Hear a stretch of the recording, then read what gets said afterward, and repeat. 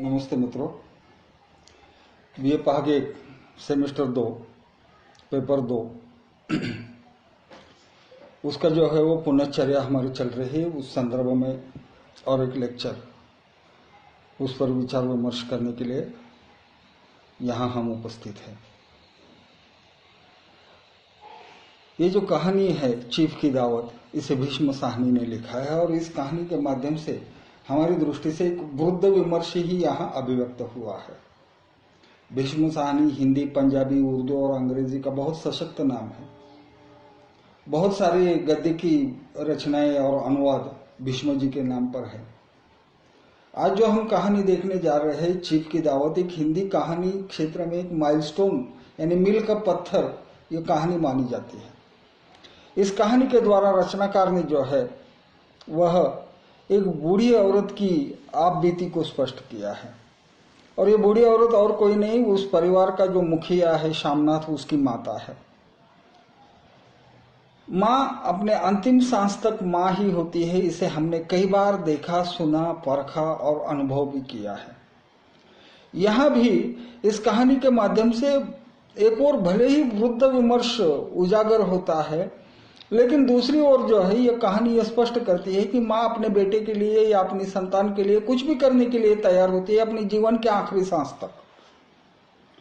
तो ये जो कहानी है, यह कहानी शामनाथ की कहानी है कि जो एक मध्य वयीन मनुष्य है जिसका बॉस उसके घर खाना खाने के लिए आ रहा है और उसने बॉस को इसलिए बुलाया है ताकि वह उसे प्रमोशन दे सके। तो इस कहानी की शुरुआत इसी प्रकार से होती है कि शामनाथ और उसकी पत्नी के बीच यह बात चल रही है कि मां को कहां छिपाया जाए। और अंत में यह तय होता है कि उसको एक ऐसी कोठरी में रखा जाए जहां बॉस या उसके जाने के आने की कोई भी संभावना नहीं है। और माता को हिदायत दी जाती है और उसे उस कोठरी में जो है वो बंद किया जाता है। जिस समय मित्रों हमें अपने माँ बाप की शर्म महसूस होती है, वास्तविक बात यह है कि उन पर हमें अभिमान होना चाहिए, लेकिन बहुत बार यह हम देखते हैं कि संतान जो है माता पिता को अपना बोझ समझती है। अक्सर हमने कई बार ये बात करते समय कहा है कि एक माँ 5 बच्चों को पाल सकती है, लेकिन 5 बच्चे मिलकर भी एक माँ को ठीक ढंग से जो है वो उसका निर्वाह नहीं कर सकते। इसे हमने रोजमर्रा की जिंदगी में देखा है। तो बॉस आते हैं और खाना पीना, मतलब पार्टी होती है इसलिए पहले पीना अनिवार्य था, और सब होने के बाद झूमते हुए सब जो है वो खाने के डाइनिंग टेबल की ओर जाते हैं। और तब उन्हें एक जो है आवाज सुनाई देती है और बॉस शामनाथ से कहता है कि उस कमरे में कोई है। देखते हैं तो माँ जो है वह अर्ध निद्रित अवस्था में थी और उसके मुंह से आवाज निकल रही थी। माँ को जगाया जाता है, बॉस उसे नमस्ते कहता है, hello how do you do कहता है, हाउ डू यू कहता है, लेकिन बेचारी को अंग्रेजी समझ में नहीं आती। फिर शामनाथ जो है अपनी माँ से कहता है कि माँ तुम कोई एक पंजाबी तराना सुनाओ। तो हीरिए तेरी याद ने मुझे बहुत सताया। ये जो वारिस शाह की रचना है, पंजाब के बहुत बड़े कवि थे वारिस शाह, तो उनकी एक रचना का एक बंद वो सुनाती है। फिर बॉस पूछता है उसे कि माता जी आपको और क्या क्या आता है। तो वो कहती है कि अब तो मेरी आंखें चली गई हैं, तबीयत भी मेरी ठीक नहीं रहती, लेकिन मैं फूलदान बनाने की विद्या या शोहरत जो है वो मेरे पास है। तो बॉस कहता है शामनाथ से कि अपनी माँ से कहलवाकर मेरे लिए एक फूलदान बनाओ। शामनाथ भी हाँ कहता है और फिर बॉस उसे नमस्ते कहता हुआ खाना खाने के लिए चला जाता है और खाना खाकर वापस भी जाता है। अब सबने खाना खा लिया और माँ की कोठरी में जो है वो शामनाथ आता है और माँ से कहता है कि माँ मेरे बॉस के लिए अगर तुमने एक फूलदान बनवा दिया तो मुझे प्रमोशन मिलेगा, मेरी तरक्की होगी।